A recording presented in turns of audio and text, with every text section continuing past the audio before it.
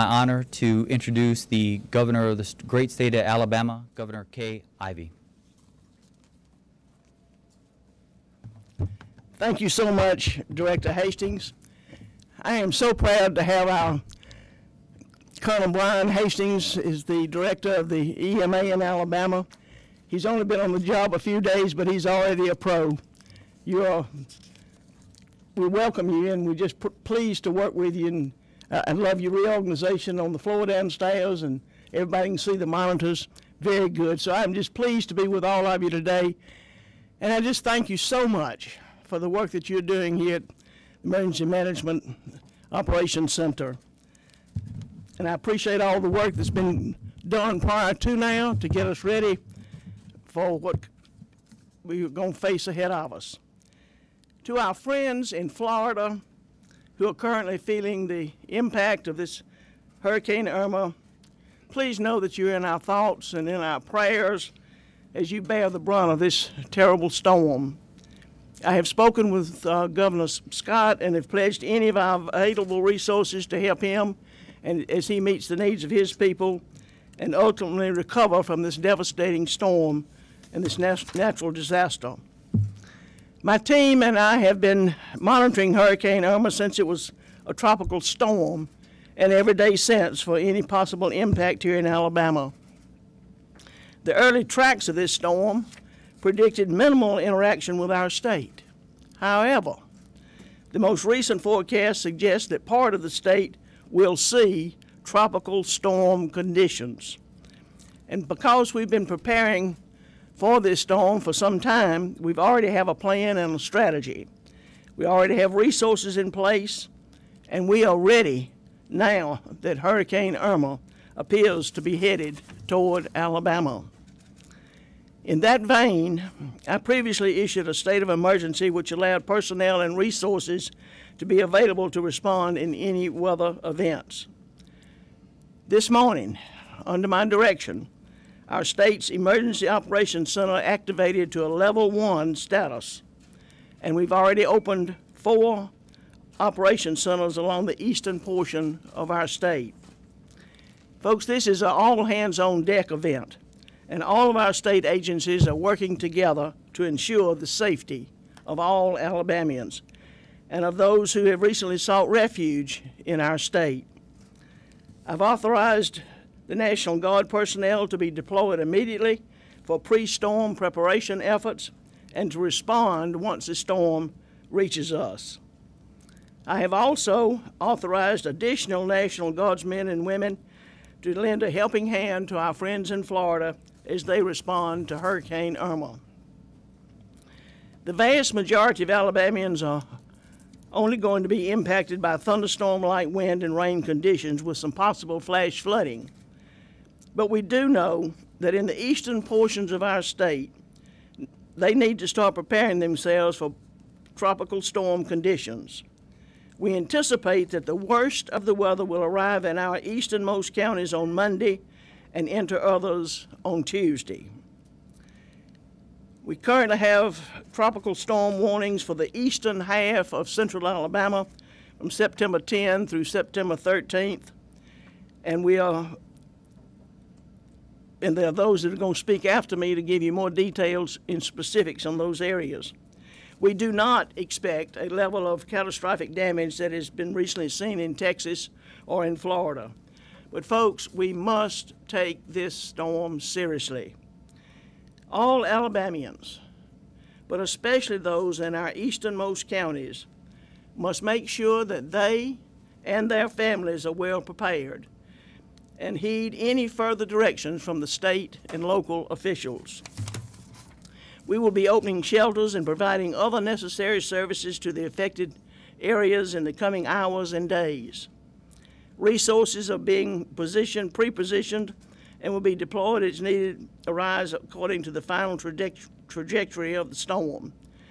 It's just unclear at this point which areas will be most effective and how, but we stand ready to respond. In a few moments, members of my team will come up and explain more details on exactly what we are doing and how we're making preparations to serve the people of Alabama.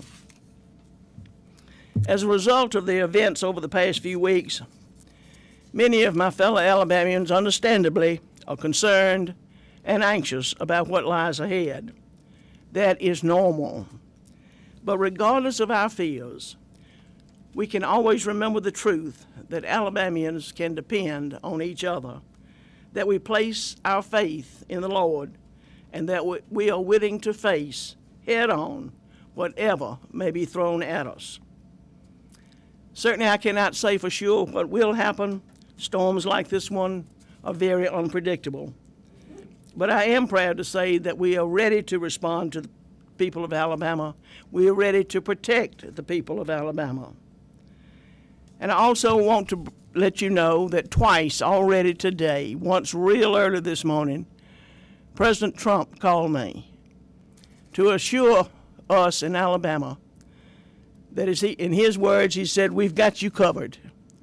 When I asked him what that really meant, he said, "My team's in place.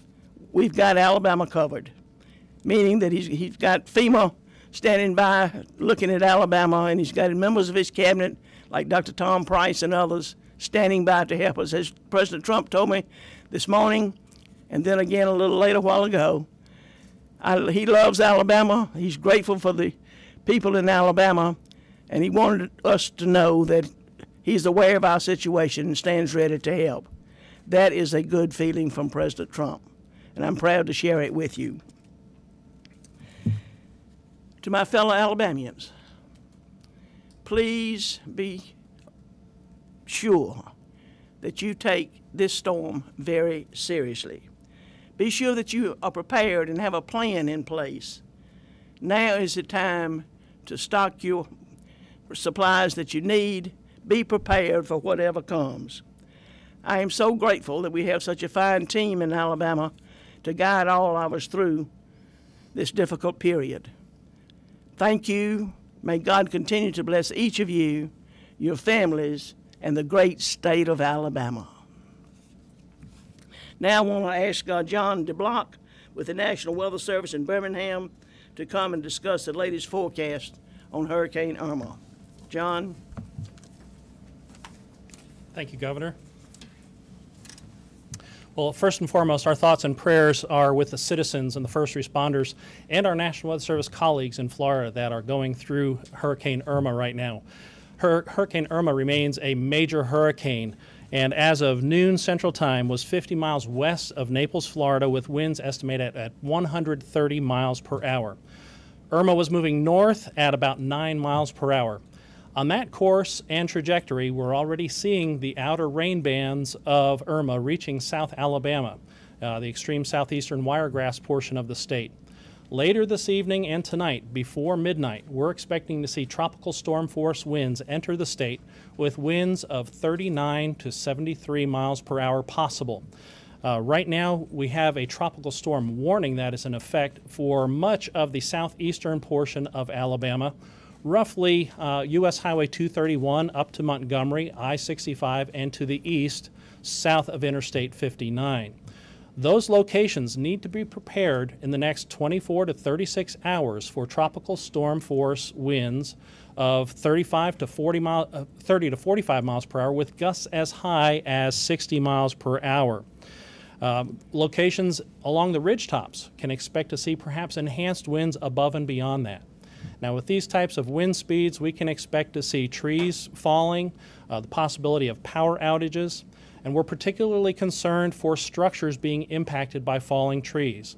If you're in a manufactured home, you might consider going to a more sturdy shelter for the next 24 to 36 hours until the winds decrease once again.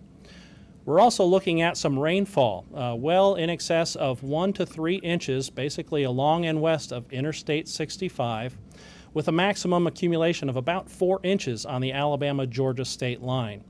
We may see some localized flooding, and of course we ask everyone to turn around and not drown. Don't drive into areas that are flooded. Pay attention to any warnings that are issued and heed those warnings as soon as possible. Now, it's been since 2009 in Tropical Storm Claudette since we have had an active tropical storm warning in Alabama. It's been a while. We may be a little bit rusty. We've got these warnings out for your safety and your protection, And we ask you, as the governor said, to make your preparations today. Secure loose objects in your yard, trash cans, lawn furniture, trampolines especially, so that they don't become missiles that might damage a home or other property. Have your emergency supply kit available so that you can survive and be able to sustain yourself in case of a prolonged power outage. And with that, Governor, that's our forecast right now. We'll be continuing to track Hurricane Irma and pass any updated forecast information to the state as well and keep you up to date as much as we can. Thank you so much, John. Thank you, ma'am. John, thanks for the update. I do appreciate it. I'm Brian Hastings, the Director of Emergency Management for Alabama. As Governor Ivey stated, the State Emergency Operations Center is activated to Level 1 to prepare for the threat of the tropical storm force winds from Hurricane Irma, starting in the southeastern counties of the state and then flowing northeast from Monday through Tuesday. We have closely been tracking the path of Hurricane Irma for many days. As the track started to shift more westward and pose a greater threat to Alabama, we in turn have adjusted our staff, the resources, and our focus to ensure the greatest level of preparedness for the potential impacts of Irma. Our Level 1 activation requires an extensive state response, providing support to local governments where local resources and capability may be exceeded. This level of activation ensures the State Emergency Operations Center is fully staffed for 24-hour operations by the command staff and the following sections: operations, planning, logistics, and finance administration, and includes our emergency management coordinators from the Alabama agencies that have an emergency management role. Additionally, last week we coordinated with FEMA Region 4, and we have a FEMA liaison officer and an incident management assessment team in place to enhance coordination with our federal partners and assist in any recovery that we need. In addition to our State Emergency Operations Center Level 1 activation, 5 emergency management divisions in the eastern portion of the state are on alert for activation tomorrow morning. Those include Division B in the Coffee and Dow County areas, Division D in the Macon and Lee County areas, Division G in the Calhoun and Claiborne County areas, and Division F in the DeKalb and Jackson County area, and we just added Division E in the Walker and Winston area.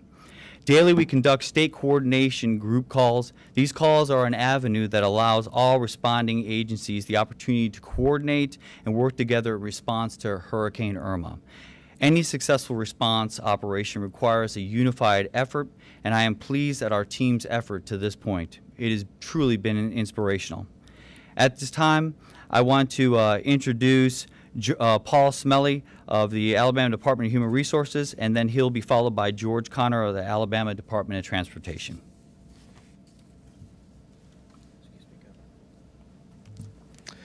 Good afternoon. I'm Paul Smelly. I'm representing Commissioner Buckner for the Alabama Department of Human Resources. For the past few days, over 72 hours, we have coordinated with our mass care and sheltering partners, primarily the the American Red Cross. There are currently 2 shelters open, Red Cross shelters. One is in Baldwin County at the Coliseum in Robertsdale. We have another shelter open at Alabama State University at the Acadome. Right now, those 2 shelters have not reached capacity. Our shelter support plan for this operation is to open up shelters in a tiered response. The Red Cross and the other organizations like the Salvation Army and other faith-based organizations are deployed to multiple resources throughout the South. So we're trying to conserve our resources and to open our shelters up in a tiered manner. We will start with larger shelters that can sustain significant winds, and we can also provide logistic supports to those locations. For anyone traveling through Alabama or our residents who need shelter information, we are encouraging them to call 211.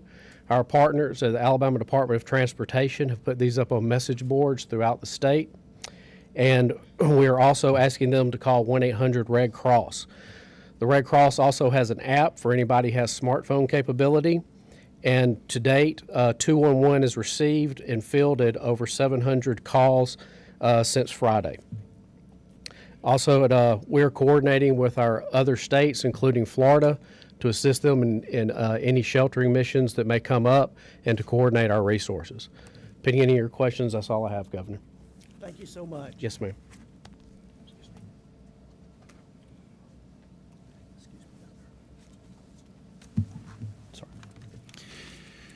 My name is George Connor. I'm Deputy Director for Operations at Alabama DOT.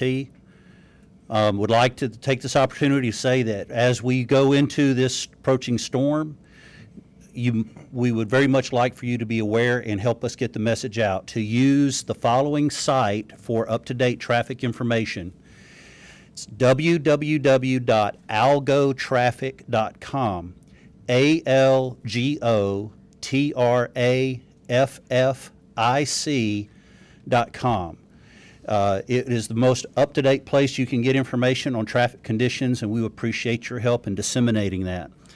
Would echo the comments made by the governor and others that we ask that people listen to local officials, pay attention to road conditions and weather conditions. If you see standing water, do not drive through it.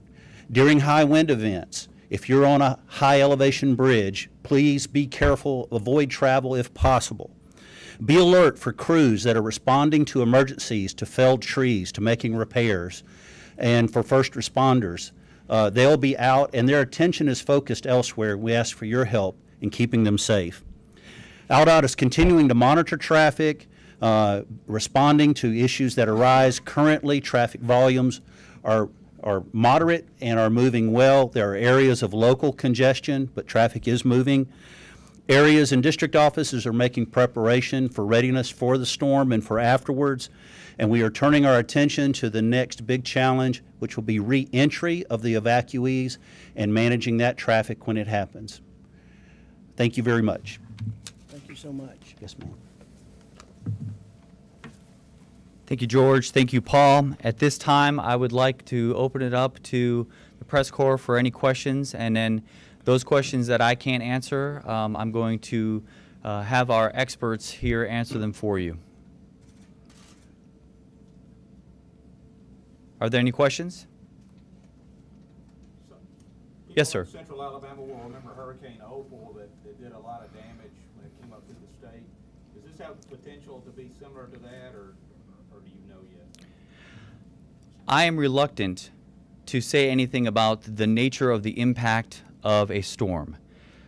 We were fortunate that a few days ago, we thought that Irma was going to do an end around off the Keys of Florida and potentially be a Cat 4 with a direct impact on Mobile, Alabama. The scenario today is different than it was a few days ago, and it's going to change over the next 12 to 24 hours.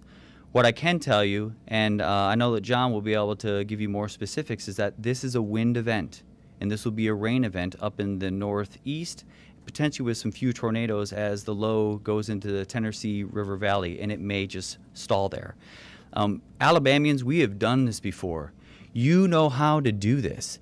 We just need to make sure that we know what the weather forecast is and what to expect. Prepare now, and we are strong people, and you know what thunderstorms are like. You know what wind events are like, and there may be the potential for tornadoes in the upper third of Alabama. John, do you have anything to add to that? Thank you, Director. To compare this to Opal, we're not going to see as large of a wind field and as strong as a wind field, but that doesn't necessarily mean the hazard is any less. We may have fewer trees that fall, but if that tree falls in the wrong spot, it's going to have just as much impact as anything else. So, as the Director was alluding to, we don't want to prepare for the last storm. We want to make sure we're prepared for this storm and the hazards that it presents with the wind speeds, approaching tropical storms, force winds, later tonight and then through the next day or so, and with those gusts as high as 60 miles per hour. That can bring trees down, and it just takes the tree falling in the wrong place at the wrong time to create a problem for you.